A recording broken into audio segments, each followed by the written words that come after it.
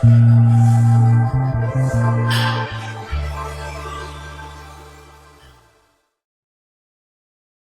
To ಆದ್ವಾ academy. ಈ ವಾರದಲ್ಲಿ ಏನೆಲ್ಲ ಕರೆಂಟ್ ಅಫೇರ್ಸ್ ಬಂದಿದೆ ಅಂತ ಹೇಳ್ಬಿಟ್ಟು ಜಿಯೋಗ್ರಫಿ ಪರ್ಸ್ಪೆಕ್ಟಿವ್ ಅಲ್ಲಿ ನಮ್ಮ ಸೀರೀಸ್ ಅಲ್ಲಿ ನಾವು ಸಬ್ಜೆಕ್ಟ್ ವೈಸ್ ಮಾಡ್ತಾ ಇದ್ದೀವಿ. ಸೊ ಸಬ್ಜೆಕ್ಟ್ ವೈಸ್ ಮಾಡ್ತಿರೋದ್ರಿಂದ ಜಿಯೋಗ್ರಫಿಯಲ್ಲಿ ಯಾವ್ಯಾವೆಲ್ಲ ಕಾನ್ಸೆಪ್ಟ್ ಕೇಳಿದ್ದಾರೆ ಅಂತ ಹೇಳಿ ನೋಡ್ಕೊಳ್ಳೋಣ. ಜಿಯೋಗ್ರಫಿ ಮೋರ್ ಆಫ್ ಸ್ಟಾಟಿಕ್ ನಮಗೆ ಕೇಳಿದ್ರು ಕೂಡ ಪ್ಲೇಸಸ್ ಇನ್ ನ್ಯೂಸ್ ಆಗಿರ್ಬೋದು ಅಥವಾ ಟ್ರೈಬಲ್ ಸಿಸ್ಟಮ್ಸ್ ಆಗಿರ್ಬೋದು, ಇದನ್ನೆಲ್ಲ ನಮಗೆ ಜಿಯೋಗ್ರಫಿ ಪರ್ಸ್ಪೆಕ್ಟಿವ್ ಅಲ್ಲಿ ಕರೆಂಟ್ ಅಫೇರ್ಸ್ ಥ್ರೂನೇ ಕೇಳ್ತಾರೆ. ಸೊ ಹಾಗಾಗಿ ಫಸ್ಟ್ನೇ ಕಾನ್ಸೆಪ್ಟ್ ಅನ್ನ ನಾವು ನೋಡ್ಕೊಂಡ್ರೆ, ಗ್ವಾಂಟನಾಮೋ ಕೊಲ್ಲಿಯನ್ನು ಯಾವ ಸಮುದ್ರದಲ್ಲಿ ಕಾಣಬಹುದು? ಗ್ವಾಂಟನಾಮೋ ಬೇ ಯಾವ ಸಮುದ್ರದಲ್ಲಿ ಇದೆ ಅಂತ ಹೇಳಿ ಕೇಳಿದ್ದಾರೆ. ಸೊ ಇದಕ್ಕೆ ಸರಿಯಾದ ಉತ್ತರ ಬಂದ್ಬಿಟ್ಟು ನಮ್ಗೆ ಕೆರಿಬಿಯನ್ ಸಿಯ ಸರಿಯಾದ ಉತ್ತರ ಆಗುತ್ತೆ. ಸೊ ಯಾಕೆ ಇದು ನ್ಯೂಸ್ ಅಲ್ಲಿ ಇತ್ತು ಅಂತ ಹೇಳ್ಬಿಟ್ಟು ನೋಡ್ಕೊಳ್ಳೋಣ. ಸೊ ಗ್ವಾಂಟನಾಮೋ ಬೇ ನ್ಯೂಸ್ ಅಲ್ಲಿ ಯಾಕಿದೆ ಅಂತ ಹೇಳಿದ್ರೆ, ಇತ್ತೀಚೆಗೆ ಟ್ರಂಪ್ USA ಅಲ್ಲಿ ಪ್ರೆಸಿಡೆಂಟ್ ಆದ್ರು ಅಂತ ನ್ಯೂಸ್ ಎಲ್ರಿಗೂ ಗೊತ್ತಿದೆ. ಅವರು US ಪ್ರೆಸಿಡೆಂಟ್ ಆದ್ಮೇಲೆ ಕೆಲವೊಂದು ಎಕ್ಸಿಕ್ಯೂಟಿವ್ ರೆಸಲ್ಯೂಷನ್ಸ್ ಗಳನ್ನ ಪಾಸ್ ಮಾಡ್ತಾರೆ. ಆ ರೆಸಲ್ಯೂಷನ್ ಪಾಸ್ ಮಾಡುವಾಗ one of the major executive resolution is migrants ಬಗ್ಗೆ ಅವರು ತಗೊಂಡಿರುವಂತಹ ಸ್ಟೆಪ್ಸ್. ಸೊ ಮೈಗ್ರೆಂಟ್ಸ್ ಬಗ್ಗೆ ಇವರು ಸ್ಟೆಪ್ಸ್ ನ ತಗೊಂಡಾಗ ಏನಂತ ಹೇಳಿದ್ದಾರೆ ಅಂತ ಹೇಳಿದ್ರೆ, ಈ ಗುಂಟನಾಮೋ ಬೇ ಇದೆಯಲ್ಲ, ಆ ಬೇ ಅಲ್ಲಿ ನಾವು ಲಾರ್ಜೆಸ್ಟ್ ಮೈಗ್ರೆಂಟ್ ಡಿಟೆನ್ಷನ್ ಸೆಂಟರ್ ಅನ್ನ ತಗೊಂಡ್ ಬರ್ಬೇಕು ಅಂತ ಹೇಳ್ಬಿಟ್ಟು ಎಕ್ಸಿಕ್ಯೂಟಿವ್ ರೆಸಲ್ಯೂಷನ್ ನ ಪಾಸ್ ಮಾಡಿದ್ದಾರೆ. ಸೊ ಗುಂಟನಾಮೋ ಬೇ ಬಂದ್ಬಿಟ್ಟು ನಮ್ಗೆ ಎಕ್ಸಾಮ್ ಅಲ್ಲಿ ಯಾವ ಸಮುದ್ರದಲ್ಲಿ ಇದೆ ಅಂತ ಕೇಳೋ ಚಾನ್ಸಸ್ ಇರುತ್ತೆ. ಸೊ ಹಂಗಾಗಿ ಕೆರಿಬಿಯನ್ ಸಿ ಅನ್ನೋದು ನೆನಪಿರ್ಬೇಕಾಗತ್ತೆ. ಸೊ ನೆಕ್ಸ್ಟ್ ಕ್ವಶನ್ ನಾವು ನೋಡ್ಕೊಂಡ್ರೆ, Erbil capital of which state? Erbil ಯಾವ ಸ್ಥಳದ ರಾಜಧಾನಿ ಅಂತ ಕೇಳಿದ್ದಾರೆ. ಇದಕ್ಕೆ ಸರಿಯಾದ ಉತ್ತರ ಬಂದ್ಬಿಟ್ಟು option A, that is Kurdistan. So ಯಾಕೆ ಕುರ್ದಿಸ್ತಾನ್ ನ್ಯೂಸ್ ಅಲ್ಲಿ ಇದೆ ಅಂತ ಹೇಳಿದ್ರೆ, ಇತ್ತೀಚೆಗೆ ಭಾರತ ಏನ್ ಮಾಡಿದೆ, ಕುರ್ದಿಸ್ತಾನ್ಗೆ ಮೆಡಿಕಲ್ ಮೆಡಿಸಿನ್ಸ್ ಗಳನ್ನ ಸಪ್ಲೈ ಮಾಡಿದೆ. ಸೊ ಕುರ್ದಿಸ್ತಾನ್ ಬಂದ್ಬಿಟ್ಟು ನಮ್ಗೆ ಸಿರಿಯಾ, ಇರಾಕ್ ಎಲ್ಲ ರೀಜನ್ಸ್ ಇದೆಯಲ್ಲ, ಅಲ್ಲಿ ನಾವು ಕುರ್ದಿಸ್ತಾನ್ ನೋಡ್ಬೋದಾಗತ್ತೆ. ಸೊ ಅಲ್ಲಿಗೆ ಈಗ ನಡೀತಾ ಇರುವಂತಹ ವಾರ್ ಸಿಚುವೇಶನ್ ಇಂದ ಇಂಡಿಯಾ ಅವ್ರಿಗೆ ಹೆಲ್ಪ್ ಮಾಡ್ಬೇಕನ್ನೋ ಪರ್ಸ್ಪೆಕ್ಟಿವ್ ಅಲ್ಲಿ ಮೆಡಿಸಿನ್ಸ್ ನ ಸಪ್ಲೈ ಮಾಡಿದೆ. ಸೊ ಇನ್ನ ಕುರ್ದಿಸ್ತಾನ್ದ ಜಿಯೋಗ್ರಫಿಕಲ್ ಪರ್ಸ್ಪೆಕ್ಟಿವ್ ಆಗಿ ನಾವು ನೋಡ್ಕೊಂಡು ಹೋದ್ರೆ, ಮೌಂಟೈನ್ಸ್ ಗಳನ್ನ ಕೇಳ್ತಾರೆ, ಯಾವ ಮೌಂಟೈನ್ಸ್ ಇದೆ ಅಂತ ಹೇಳ್ಬಿಟ್ಟು. ಸೊ ಮೌಂಟೈನ್ ಬಂದ್ಬಿಟ್ಟು major mountain Zagros mountain is the major mountain ಅಲ್ಲಿ ನೋಡ್ಬೇಕಾಗಿರೋದು. ಹಾಗೆಯೇ ತಾರೋಸ್, ನಿಮ್ಗೆ ಎಕ್ಸಾಮ್ ಅಲ್ಲಿ ತಾರೋಸ್ ಮತ್ತೆ ಜಗ್ರಾಸ್ ಯಾವ ರೀಜನ್ ಅಲ್ಲಿ ಇದೆ ಅಂತ ಹೇಳಿ ಕೇಳ್ತಾರೆ, ಅಥವಾ ಮ್ಯಾಚ್ ದ ಫಾಲೋಯಿಂಗ್ಸ್ ಅಲ್ಲಿ ಕೂಡ ಕೇಳುವಂತಹ ಚಾನ್ಸಸ್ ಇರುತ್ತೆ. ಸೊ ನೆಕ್ಸ್ಟ್ ರಿವರ್ ನ ನಾವು ನೋಡ್ಕೊಂಡ್ರೆ, greater Zab river and also Tigris river, ಎರಡು ರಿವರ್ ಗಳನ್ನ, ಮೇಜರ್ ರಿವರ್ಸ್ ಗಳನ್ನ ನಾವು ಈ ಒಂದು ಕುರ್ದಿಸ್ತಾನ್ ರೀಜನ್ ಅಲ್ಲಿ ನೋಡ್ಬೋದಾಗತ್ತೆ. Next, which financial body funding the ocean coordination mechanism conceptions and endorsement?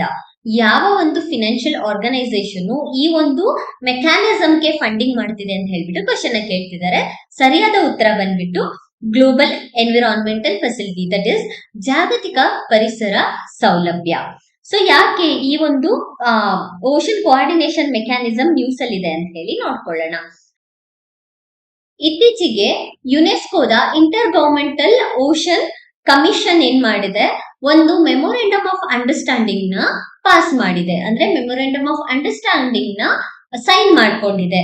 So ಇದ್ರ ಮೂಲಕ ನಮ್ಗೆ ಓಷನ್ ಅಲ್ಲಿರುವಂತಹ ಮೆರೈನ್ ಸಿಸ್ಟಮ್ ನ ಸಸ್ಟೈನೇಬಲ್ ಆಗಿ ನಾವು ಯೂಸ್ ಮಾಡಬೇಕು, ಸಸ್ಟೈನೇಬಲ್ ಮ್ಯಾನೇಜ್ಮೆಂಟ್ ನ ಮಾಡಬೇಕು ಅನ್ನೋ ಒಂದು ನಿಟ್ಟಿನಲ್ಲಿ ಈ ಒಂದು ಮೆಮೊರೆಂಡಮ್ ಆಫ್ ಅಂಡರ್ಸ್ಟ್ಯಾಂಡಿಂಗ್ ನ ಪಾಸ್ ಮಾಡ್ಕೊಂಡಿದ್ದಾರೆ. ಸೊ ಇದ್ರದ್ದು ಆಬ್ಜೆಕ್ಟಿವ್ ಇಂಪಾರ್ಟೆಂಟ್, ಮತ್ತೆ ಯಾರು ಫಂಡಿಂಗ್ ಮಾಡ್ತಾ ಇದ್ದಾರೆ ಅನ್ನೋದು ಕೂಡ ಇಂಪಾರ್ಟೆಂಟ್ ಆಗುತ್ತೆ. ಸೊ ಫಂಡಿಂಗ್ ಯಾರು ಮಾಡ್ತಾ ಇದ್ದಾರೆ? Global environmental facility along with United Nation development program. So next question ನಾವು ನೋಡ್ಕೊಂಡ್ರೆ, which is the world's largest iceberg ಅಂತ ಕೇಳಿದ್ದಾರೆ. ಅಂದ್ರೆ ಪ್ರಪಂಚದ ಅತಿ ದೊಡ್ಡ ಮಂಜುಗಡ್ಡೆ ಯಾವುದು ಅಂತ ಕೇಳಿದ್ದಾರೆ. ಇಲ್ಲಿ ಅತಿ ದೊಡ್ಡ ಮಂಜುಗಡ್ಡೆ ಬಂದ್ಬಿಟ್ಟು ಆಪ್ಷನ್ 3 A23A ಕರೆಕ್ಟ್ ಆದ ಉತ್ತರ ಆಗುತ್ತೆ. ಅದೇ ಇನ್ ಕೇಸ್ ನಿಮ್ಗೇನಾದ್ರೂ ಪ್ರಪಂಚದ ಅತಿ ದೊಡ್ಡದಾದಂತಹ ಐಸ್ ಶೆಲ್ಫ್ ಯಾವುದು ಅಂತ ಕೇಳಿದ್ರೆ ಸರಿಯಾದ ಉತ್ತರ ಬಂದ್ಬಿಟ್ಟು ರಾಸ್. ಇಲ್ಲಿ ಕೇಳ್ತಿರೋದು ಐಸ್ ಶೆಲ್ಫ್ ಅಲ್ಲ, ಐಸ್ಬರ್ಗ್, ಮಂಜುಗಡ್ಡೆ, ಕರೆಕ್ಟ್ ಅಲ್ವಾ? ಸೊ ಹಾಗಾಗಿ ಕರೆಕ್ಟ್ ಆದ ಉತ್ತರ ಬಂದ್ಬಿಟ್ಟು ಆಪ್ಷನ್ 3A23A ಸರಿಯಾದ ಉತ್ತರ. ಸೊ ಯಾಕೆ ಇದು ನ್ಯೂಸ್ ಅಲ್ಲಿದೆ? ನಮ್ಗೆಲ್ರಿಗೂ ಗೊತ್ತಿದೆ, ಇತ್ತೀಚೆಗೆ ಫ್ಲಾಶ್ ಫ್ಲಡ್ ಆಗ್ತಾ ಇದೆ. ಮೆಲ್ಟಿಂಗ್ ಆಫ್ ಐಸ್ ಆಗ್ತಾ ಇದೆ. ಅದರಿಂದ ಎಷ್ಟೋ ಅರ್ಬನ್ ಏರಿಯಾಸ್ ಅಲ್ಲಿ ಫ್ಲಡ್ಡಿಂಗ್ಸ್ ಗಳು ಜಾಸ್ತಿ ಆಗ್ತಿದೆ. ಕರೆಕ್ಟ್ ಅಲ್ವಾ?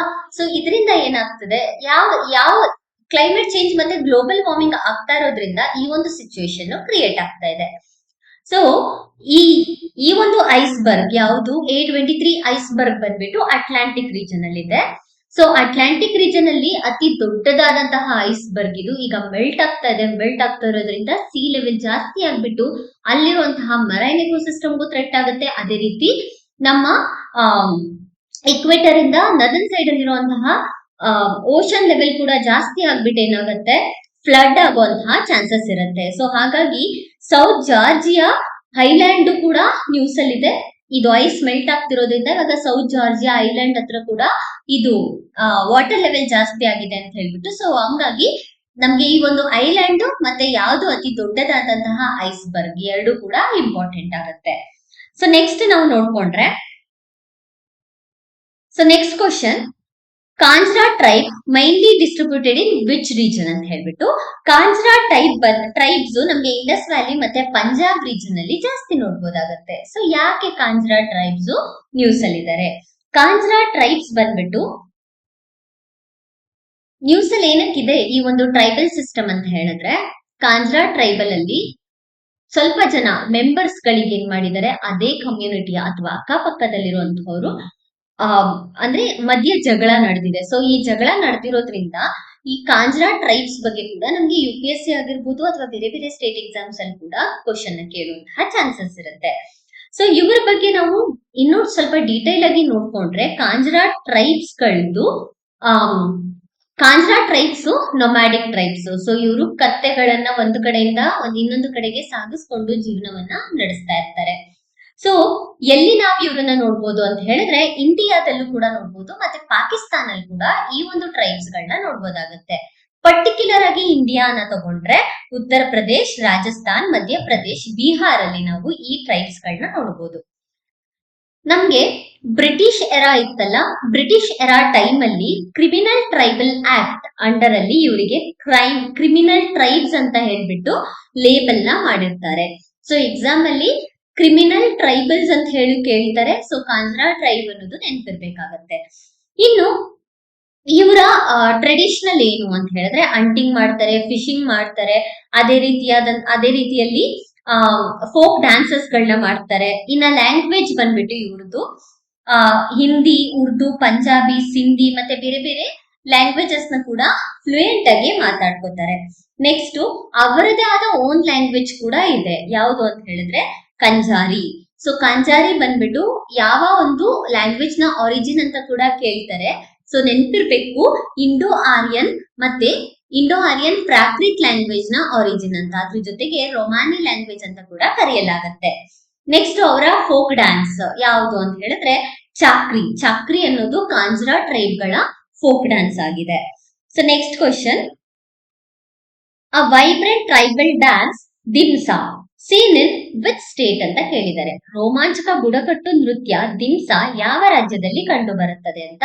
ಇದಕ್ಕೆ ಸರಿಯಾದ ಉತ್ತರ ಬಂದ್ಬಿಟ್ಟು option 4, that is Andhra Pradesh. Andhra Pradesh ಸರಿಯಾದ ಉತ್ತರ. ಸೊ ಯಾಕೆ ಈ ಒಂದು ಸಿಸ್ಟಮ್ ನ್ಯೂಸ್ ಅಲ್ಲಿ ಇದೆ, ದಿಮ್ಸಾ ಡ್ಯಾನ್ಸ್ ಯಾಕೆ ನ್ಯೂಸ್ ಅಲ್ಲಿ ಇದೆ ಅಂತ ಹೇಳಿದ್ರೆ, ಮೊದಲ ಬಾರಿಗೆ ಇಂಡಿಪೆಂಡೆನ್ಸ್ ಮುಗಿದ ಮೇಲೆ ಮೊದಲ ಬಾರಿಗೆ ಈ ದಿಮ್ಸಾ ಟ್ರೈಬಲ್ಸ್ಗೆ ಪವರ್ ಸಪ್ಲೈನ ಕೊಟ್ಟಿದ್ದಾರೆ. ಸೊ ಹಾಗಾಗಿ ನ್ಯೂಸ್ ಅಲ್ಲಿ ಇದೆ. ಪವರ್ ಸಪ್ಲೈ ಸಿಕ್ಕಾಗ ಈ ಒಂದು ಟ್ರೈಬಲ್ ಕಮ್ಯುನಿಟಿ ಏನಿದೆ ಅವರು ದಿಮ್ಸಾ ಅನ್ನುವಂತಹ ಡ್ಯಾನ್ಸ್ ಅನ್ನ ಪರ್ಫಾರ್ಮ್ ಮಾಡಿರ್ತಾರೆ.